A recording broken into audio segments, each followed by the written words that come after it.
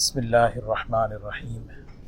الحمد لله نحمده ونستعينه ونستغفره ونؤمن به ونتوكل عليه ونعوذ بالله من شرور أنفسنا ومن سيئات أعمالنا من يهده الله فلا مضل له ومن يضلله فلا هادي له ونشهد أن لا إله إلا الله وحده لا شريك له ونشهد أن سيدنا وحبيبنا ونبينا مولانا محمدا عبده ورسوله صلى الله تبارك وتعالى عليه وسلم. أما بعد، عن أبي قتادة بن ربعي الأنصاري رضي الله عنه أنه كان يحدث أن رسول الله صلى الله عليه وسلم مر عليه بجنازة قال: مستريح ومستراح منه.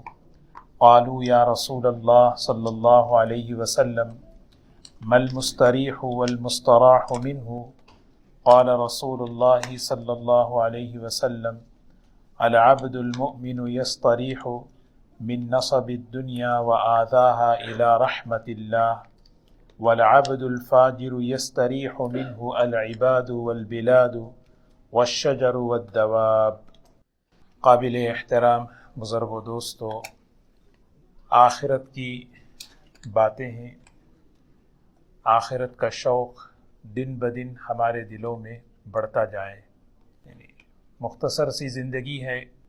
حضرت نوح علیہ السلام سے سوال کیا گیا کہ آپ نے دنیا کو کیسے پایا. صاحب جلالین تفسیر کی ایک کتاب ہے جلالین، اس میں قول ہے کہ حضرت نوح علیہ السلام کو اللہ تعالیٰ نے 1400 سال عطا فرمائے. 1400 سال کی عمر تھی. پوچھا گیا کہ اتنی لمبی زندگی آپ نے کیسے پایا؟ تو حضرت نوح علیہ السلام نے فرمایا کہ ایک مکان ہے، ایک گھر ہے جس کے 2 دروازے ہیں. ایک سے داخل ہوا اور دوسرے سے نکل گیا. 1000 سے زیادہ سال ایک آدمی زندگی پائے. دنیا کی زندگی ایسے ہی ہے، کلمح البصر، پلک جھپکنے کے برابر.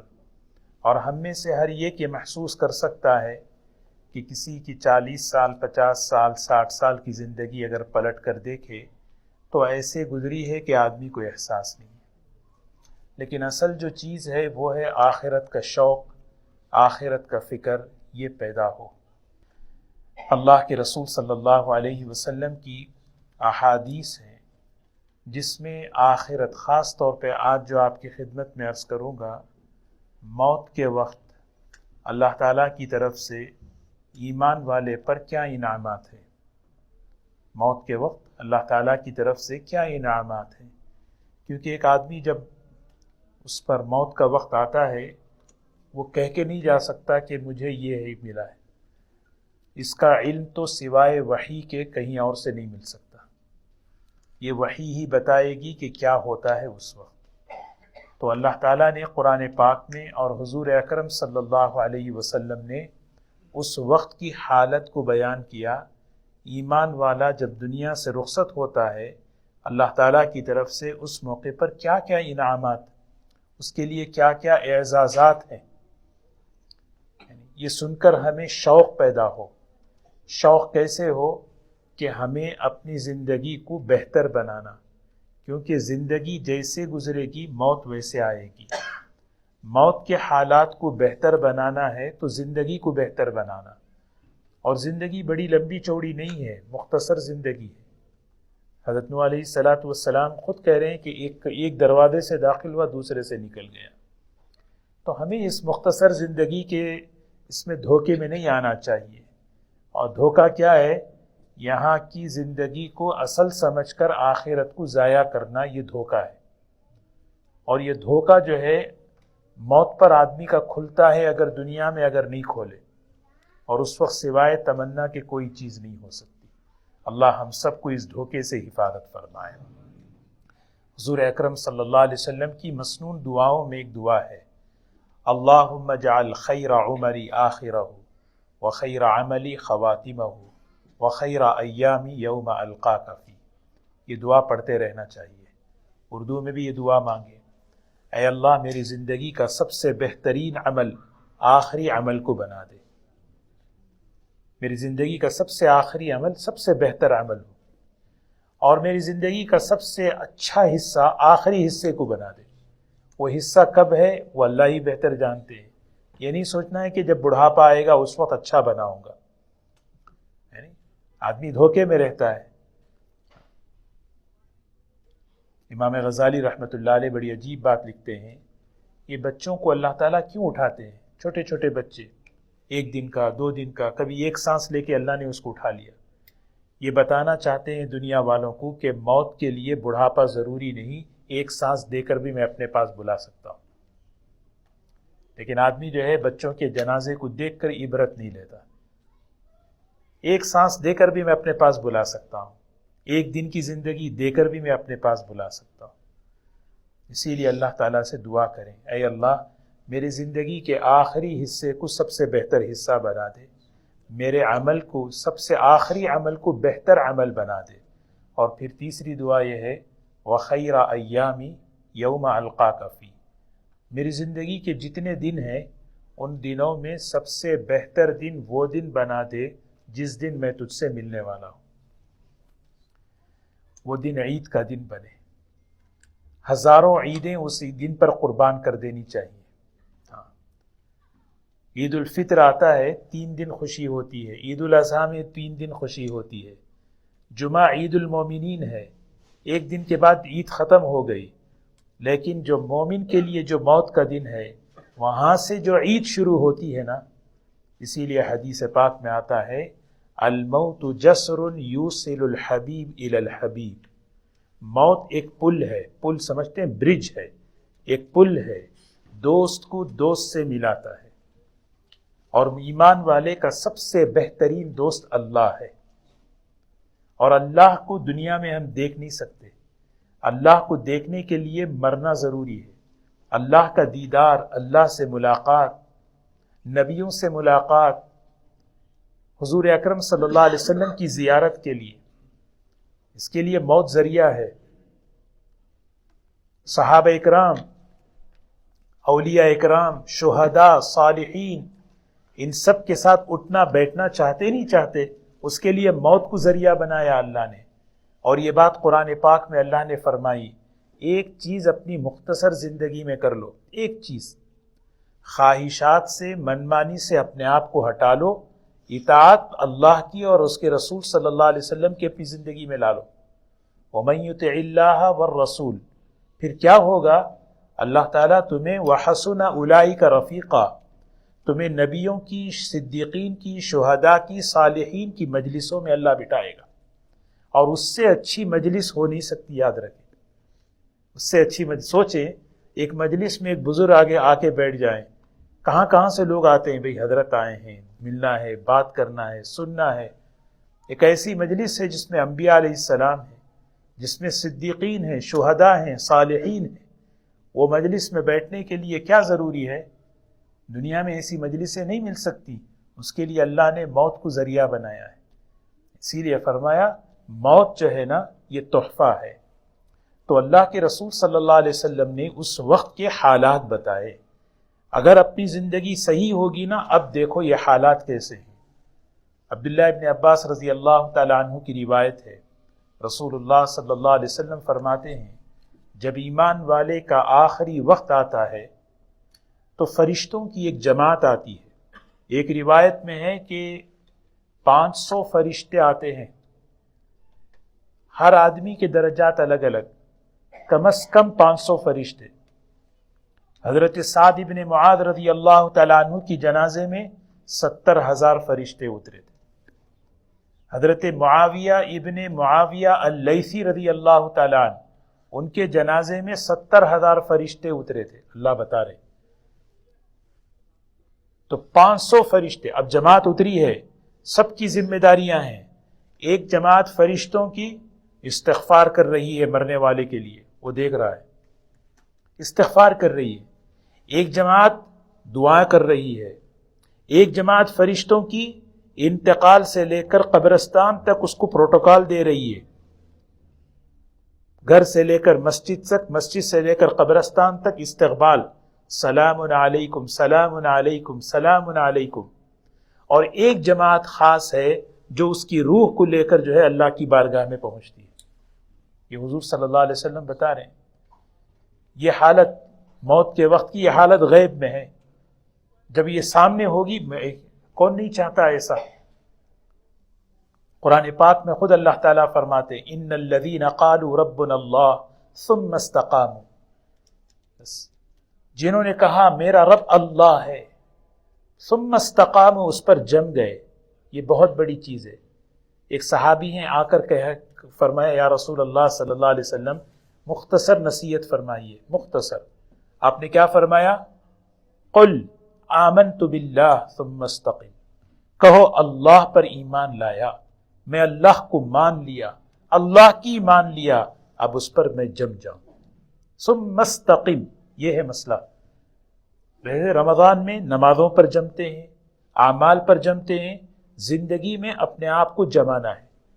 اور استقامت کے لیے علماء نے، ہر آدمی چاہتا ہے، استقامت کہتے ہیں آدمی کسی عمل کو پابندی سے کرے، اور پابندی سے کرنے کے لیے ایک کام کرے، وہ ہے اعتدال سے کرے۔ اعتدال سمجھتے ہیں؟ بالکل درمیانی چال چلے۔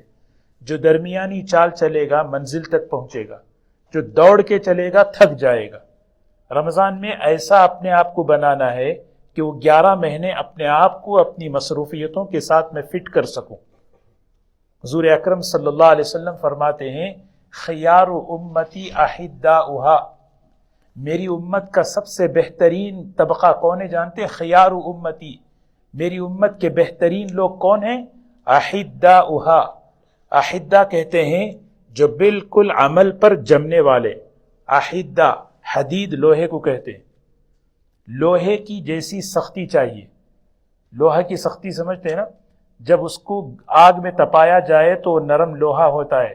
تو مومن جو ہے نا شدید نہیں ہوتا، اس میں شدت نہیں ہوتی، اس میں حدت ہوتی ہے۔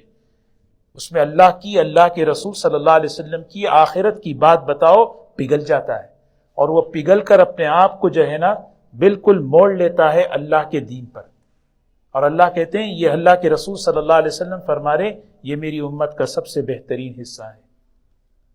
ایسی حدت تو ہمیں جمنا ہے۔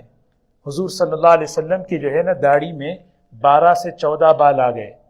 حضرت ابو بکر رضی اللہ تعالیٰ عنہ نے فرمایا شبت یا رسول اللہ صلی اللہ علیہ وسلم، بڑھاپے کے اثرات دیکھ رہا ہوں آپ پہ۔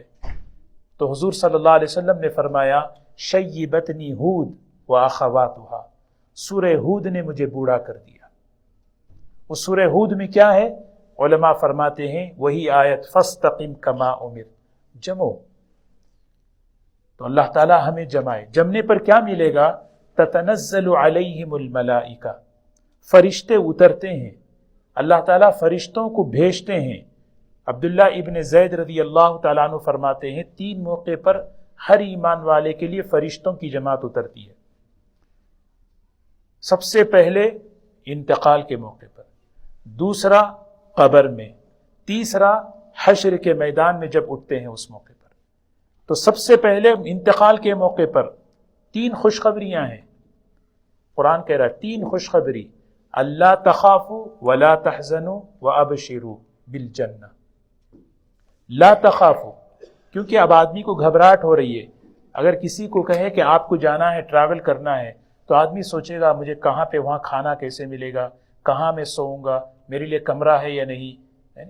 حج پہ جانا ہے، اچھا کہاں پہ ہے، کون معلم ہے، کیسے ہوگا، آدمی کو ایک عجیب سا خوف ہوتا ہے۔ تو فرشتہ کہتا ہے گھبراؤ نہیں، سفر بہت اچھا ہے، ویلکم ہی ویلکم، استقبال ہی استقبال۔ اچھا جانے والے کو یہ فکر ہوتی ہے کہ میرے پیچھے میرے بیوی بچوں کا کیا ہوگا، تو کہتے ہیں اللہ تحزنوا، غم نہ کرو، اللہ والی ہے، اللہ ان کا جو ہے دیکھنے والا ہے۔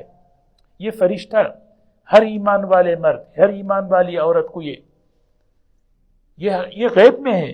قرآن ہمیں بتاتا ہے غیب کی خبروں پر جتنا یقین ہوگا نا، یہ کراہت محبت میں بدلتی ہے، پھر شوق ہوتا ہے میرے سامنے وہ وقت آنے والا ہے۔ آنے والا ہے نہیں ہے، کوئی بچ سکتا ہے اس وقت سے، وہ وقت آنے والا ہے، اس وقت کی مجھے تیاری کرنا ہے۔ ہاں، وابشروا بالجنہ، خوشخبری ہے بھئی، جنت کی خوشخبری، مبارک ہو مبارک ہو۔ 500 فرشتے اتر رہے ہیں، استقبال کر رہے ہیں، اور اتر کے کیا ہے، حدیث میں آتا ہے جب فرشتوں کی جماعت اترتی ہے، یہ جو 2 فرشتے ہیں ہمارے ساتھ ہمیشہ جڑے ہوئے، ہمیشہ، کوئی دوست، کوئی میاں بیوی اتنا قریب کسی کے نہیں رہتے جتنا یہ 2 فرشتے ہمارے قریب رہتے ہیں۔ ہاں، ہم یہاں بیٹھے ہیں، ہمارا دوست نہیں ہے، ہماری گھر والی گھر پہ ہے، ہر آدمی، لیکن جو یہ فرشتے ہمارے ساتھ، یہ دونوں، جیسے ہی وہ جماعت آئی، یہ فرشتے آ کر کہتے ہیں اب جانے کا وقت آ گیا ہے، ہم چاہتے ہیں کہ اب آپ کو جو ہے، ہم اب آپ سے رخصتی لیں، لیکن جانے سے پہلے آپ کا جو آپ کے بارے میں ایک تبصرہ ہم ان سے کرنا چاہتے ہیں۔ سوچیں، آپ کے بارے میں ایک تبصرہ ہے، ہماری ایک جو ہے کیا کہتے ہیں اس کو، ایک رپورٹ ہماری ہے، وہ ہم ان کے سامنے پیش کرنا۔ وہ کہے گا ٹھیک، اب سن رہے ہیں، اب وہ کہیں گے دیکھو ان ھذا، یہ جو صاحب ہے نا، بہت اچھا دوست ہے، ساتھی ہے، بڑا نیک ہے، کبھی اس نے ہمیں مشقت میں نہیں ڈالا۔ مشقت کا مطلب گناہ میں، بہت نیک تھا، توبہ کرتا، اپنے آپ کو پاک صاف رکھتا، یہ بڑا نیک انسان تھا، اور اس کے یہ اعمال تھے، یہ اعمال تھے، پوری زندگی کی کارگزاری وہ سن رہے ہیں۔ کون؟ فرشتوں کی جماعت سن رہی ہے، اور یہ مرنے والا بھی سن رہا ہے۔ اس کے موقع اس کے بعد جو ہے اس سے اجازت لیتے ہیں، سلام کر کے رخصت ہوتے ہیں۔ اب اس کے بعد فرشتے جو ملک الموت ہیں، اب وہ خطاب کرتے ہیں، ایتھا النفس الطیبہ کانت فی الجسد الطیب، اے پاکیزہ روح، پاکیزہ جسم میں تھی، روح کی پاکیزگی توبہ سے، تقوی سے، اعمال سے، اب نکل ایک ایسے دن کی طرف جس میں بھلائی بھلائی ہے، جس میں برکتیں ہی برکتیں ہیں، اور ایک ایسے پروردگار کی طرف جو کبھی ناراض ہونے والا نہیں ہے، وروح و ریحان، راحتیں ہی راحتیں ہیں، اور جنت کی خوشبو ملے گی تجھے۔ اس موقع پر فرشتے جو ہے آپس میں بات کرتے ہیں، یہ صاحب کی اس کی یہ نماز مشہور ہے، اس کا یہ عمل مشہور ہے۔ دنیا میں آدمی کو چہروں سے پہچانتے ہیں، لیکن مرنے کے بعد آدمی کو عمل سے تعارف ہوتا ہے۔ روح لے کر جب آسمان کی طرف چلی جاتی ہے، فرشتے جو ہے نا دستک دیتے ہیں، بھئی دروازہ کھولو، ہم روح لے کر آئے ہیں۔ کون ہیں؟ یہ فلاں صاحب ہے۔ عمل سے تعارف ہوتا ہے، اس کے عمل سے وہ خوشبو نکلتی ہے، ایمان کی، عمل کی۔ یہ حضور اکرم صلی اللہ علیہ وسلم معراج کے سفر میں جا رہے تھے تو خوشبو محسوس ہوئی، پوچھا یہ کس کی ہے؟ فرمایا وہ آسیہ کے گھر میں جو خادمہ تھی، اس کے ایمان کی خوشبو اللہ آپ کو بتا رہے ہیں۔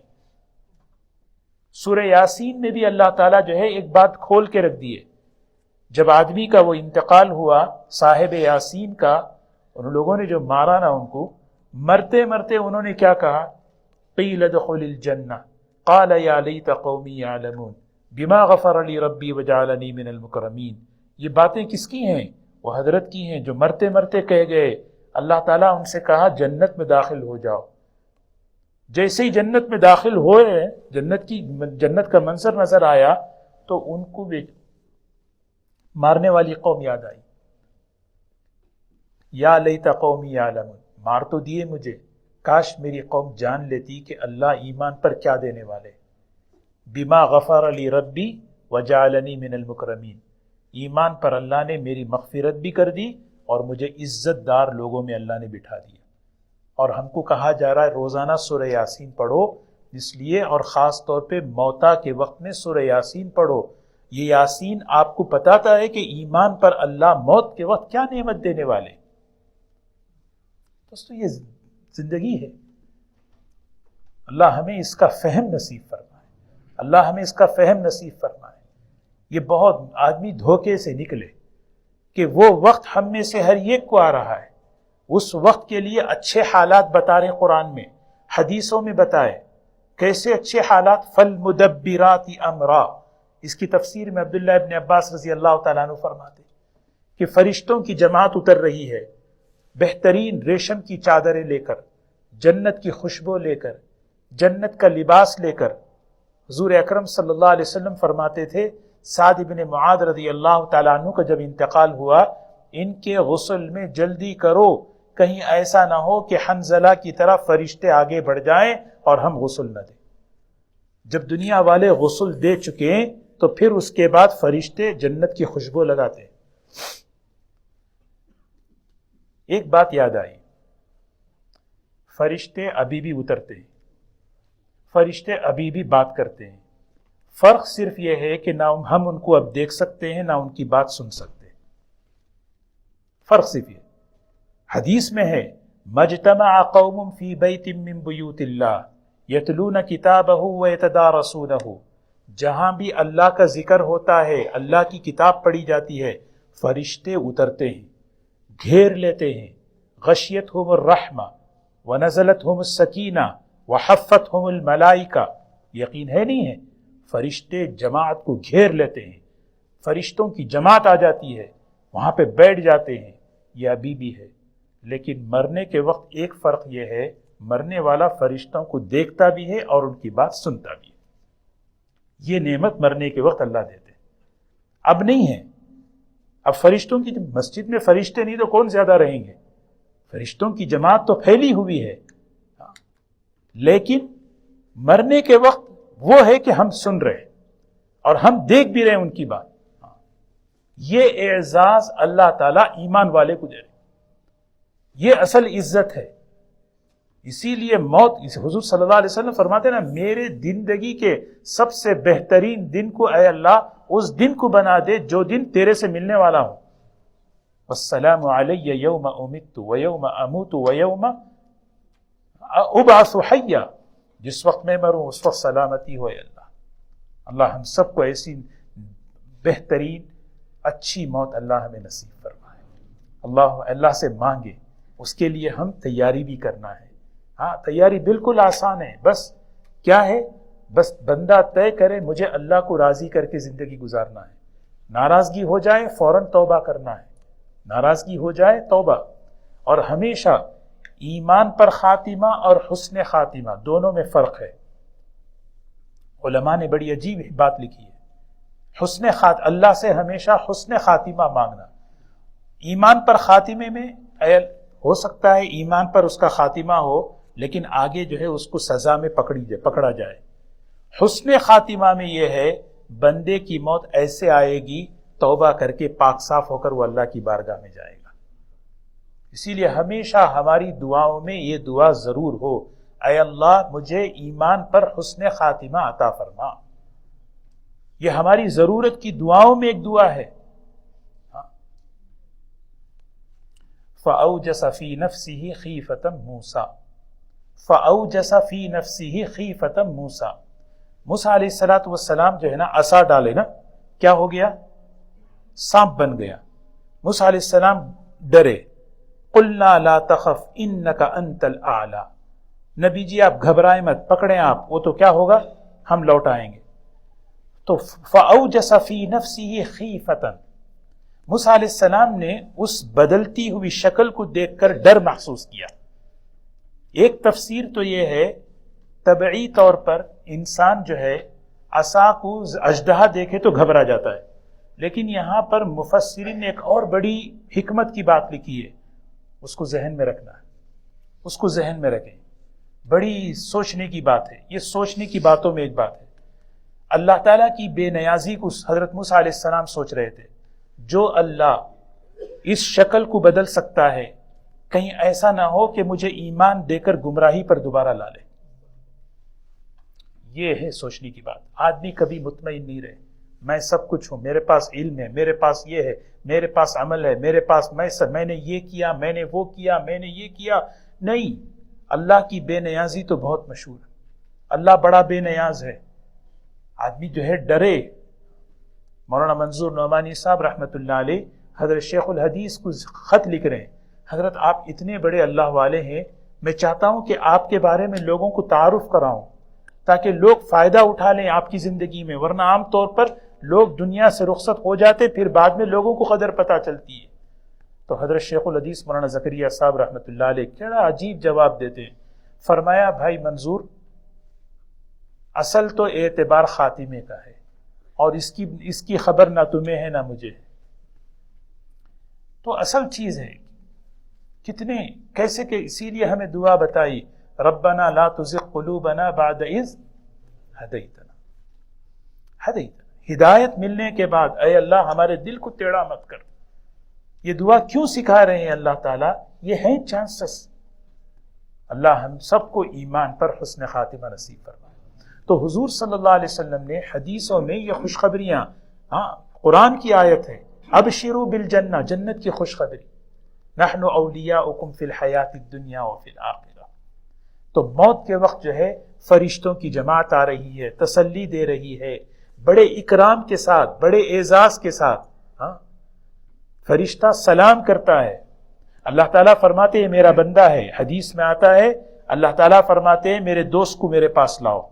ملک الموت سمجھ جاتے ہیں یہ اللہ کا دوست ہے، اس کے ساتھ اکرام کا، شفقت کا معاملہ کرتے ہیں، اور بڑی شفقت اور اکرام کے ساتھ اس کی روح کو لے کے چلتے ہیں.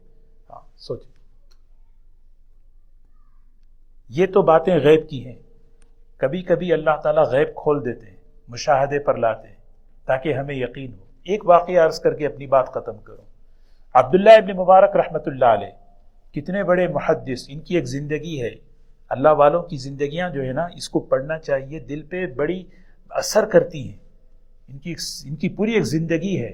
تو بہرحال بڑی زندگی جو ہے، شروع میں تو ابتدائی زندگی ان کی بالکل راستے سے ہٹی ہوئی تھی، اللہ نے ہدایت دی، اور پھر اس کے بعد محدث بنے، ایسے اونچے درجے کے محدث کے سبحان اللہ، بہت اونچا مقام.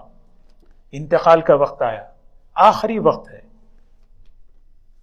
عبداللہ بن مبارک رحمۃ اللہ علیہ چھت کی طرف نگاہ اٹھائی، دیکھتے رہے، پھر سامنے دائیں بائیں بیٹھے ہوئے لوگوں کی طرف مسکرایا، مسکرا کر پھر چھت کی طرف دیکھا، دیکھ کر مسکرا کر کہنے لگے لِمِثْلِ هَذَا فَلْيَعْمَلِ الْعَامِلُونَ.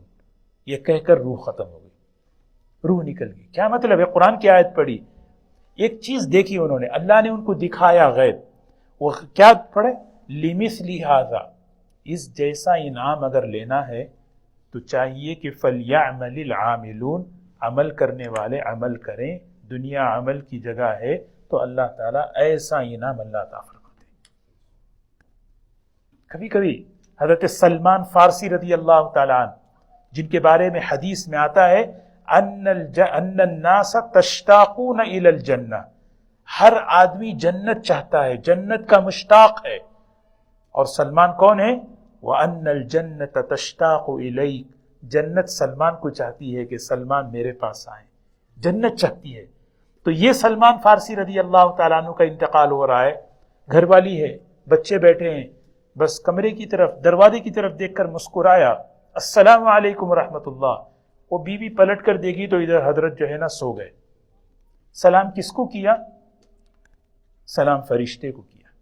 یہ کبھی کبھی اللہ غیب کا جو ہے نا، غیب کو اپنی خصوصی قدرت سے بتا دیتے ہیں تاکہ بندے اس چیز کو یقین کریں اور اپنی زندگی کو درست کریں. اللہ تبارک و تعالیٰ سے ہم دعا کریں، اللہ تعالیٰ ہمیں یقین کر کے اپنی اس حالت کو بہتر سے بہتر بنانے کی ہمیں اللہ توفیق دے. اللہ ہم سب کا ایمان پر حسن خاتمہ اللہ نصیب فرمائے، حسن خاتمہ اللہ ہم سب کو نصیب فرمائے. وآخر دعوانا الحمدللہ رب العالمین. سبحان اللہ بحمدہ، سبحانک اللہم بحمدک، نشہد ان لا الہ الا انت، نستغفرک ونتوب الیک، نستغفرک ونتوب الیک. سبحان ربک رب العزة عما یصفون، وسلام علی المرسلین، والحمد للہ رب العالمین.